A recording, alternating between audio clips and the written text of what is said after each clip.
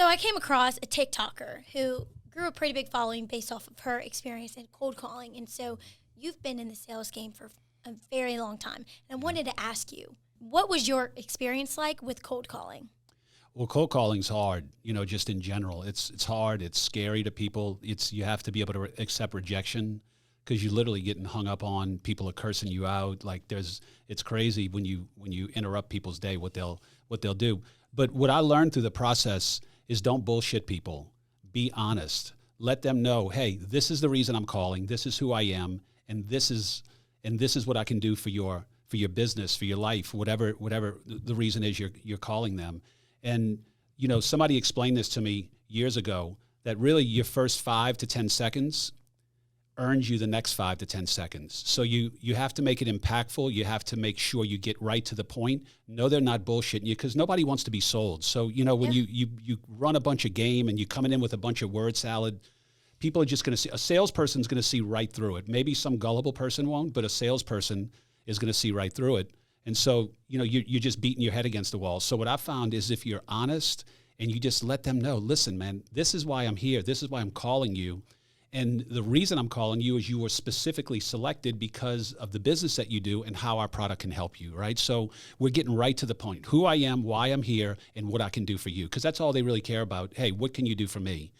And then, that doesn't mean it's going to go well. It just means that that's the best thing that I've found. And then if you can just think about this, take yourself out of your shoes, put yourself in your shoes. You're interrupting someone's day.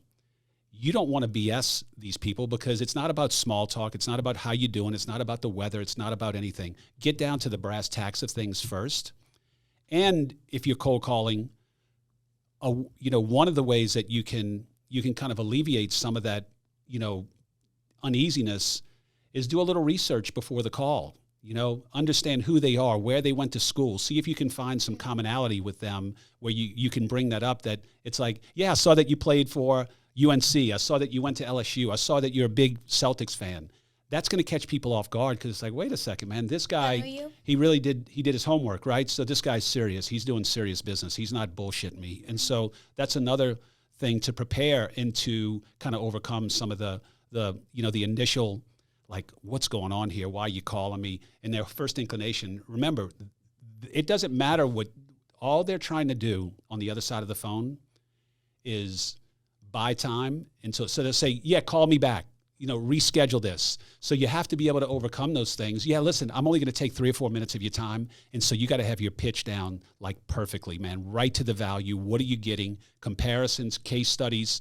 And that way, you're not wasting the guy's time. You're able to get out what your presentation is. And all you're trying to do on that first call is earn another call, right? You're trying to get enough information to them. They'll listen to you and say, okay, I see this as a fit. Let me either get the right people or let's schedule another call to do this. And you have to make them lock it down on their calendar because they're just trying to stall you. From their perspective, they're just trying to put this off to the next time they have to deal with you, right? So you just, sometimes I'd even say that, listen, this isn't a good game. You're just putting me off and you're going to do the same thing next time. Let's just get in 2 or 3 minutes. I'm going to give you everything you need to make a decision and understand if this is good for you or not. So do you feel like cold calling should be, like every salesperson should practice cold calling or have experience cold calling? Do you feel like it makes you that much better of a salesperson? Yeah, it makes you, because you have to overcome rejection and think quick on your feet. And that's what sales is all about. And it also teaches you have to have the knowledge and you have to be prepared, right? So cold calling kind of prepares you for the next phase of things. I'm not necessarily saying I don't cold call anymore. I didn't like it, dude. It was painful to dial the phone 100, 150 times a day and get rejected probably, 50 times a day and get no answer or a voicemail. So I don't do it anymore, but I'm not saying I wouldn't do it anymore. I kind of think it's a good way to grow. Yeah, I think of cold calling almost as like if you were preparing to lift something very heavy, or if you're just preparing to lift anything, right? Yeah.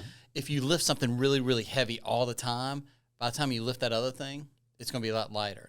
And I know that every time we've had a good salesperson, they had a cold calling background. Mm-hmm. So when we start fishing them leads, it's easier for them because they're more prepared. They understand the game and the value of actually having a captive audience, because you dial 100 times to get maybe one lead with a cold call. It's really tough. You don't want to blow that one opportunity. So Yeah, preparation, like anything else, is a real key. Having the answers, understanding the industry, knowing the hot buttons, just being a good salesperson, understanding the needs analysis, what the customer wants, kind of almost like reading their mind. A good cold caller, you can almost read, if the data is the right data, you're dialing the right people that should have an interest in your product, then it's just a matter of what do you know about them that's going to make the most impact on him to make him stay on the phone and listen to you. And there's a lot of times when you get somebody, man, I don't have time right now, and 30 minutes later they're getting off the call and you're best of friends. So yeah, dude, I would highly recommend this to any young person. And you get a lot of at-bats, so you get a lot of repetitions, you get a lot of interactions that you either get better or you look at 100 hangups a day, so it's one of those things, it's feast or famine, and you're either gonna quit or you're gonna figure it out. So I found the young girl, she was only maybe only 1 or 2 years older than me. I was fascinated by her too, because she was just letting it all out there, being very transparent for everybody to see. Like she filmed herself doing the cold calls. Like you see her getting rejected, you see how she talks on the phone, how she's able to connect with the people. And then you also, some people just hang up in the first 5 seconds. And so I was scrolling on her page trying to figure out, like what are her best practices? What has she learned throughout the day and all that? And, I just found it very interesting that it probably helps you be able to walk into a room and have a conversation with anybody. Yeah, and listen. So that's a hard skill to gain, I feel like. Well, we talk about it, marketing and sales are what drives organizations. So if you have this skill, they call it muscle, you have phone muscle. When you can dial the phone, a lot of times you can go, like, you're a hot commodity. If you're willing to do that and you're good at it, man, there's a need for it in every business across America. So your take is that it's a huge piece of the pie. Yeah, I would highly recommend it to young people. Dial for dollars, man. Dial for dollars. Dial for dollars.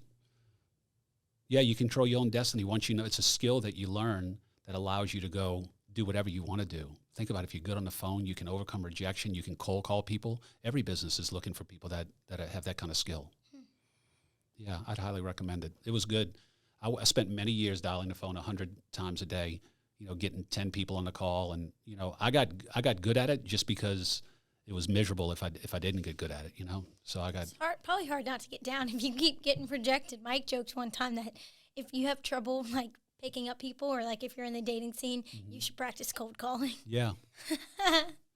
Yeah, I'm thinking about some of the tricks that I used. When you do when we were in the automotive business and we'd do a good sale that was close to someone. Hey, man, I just did a deal right up the road from you, a couple of hours away in such and such market. So, you're name dropping big kind of clients or big people that you work with.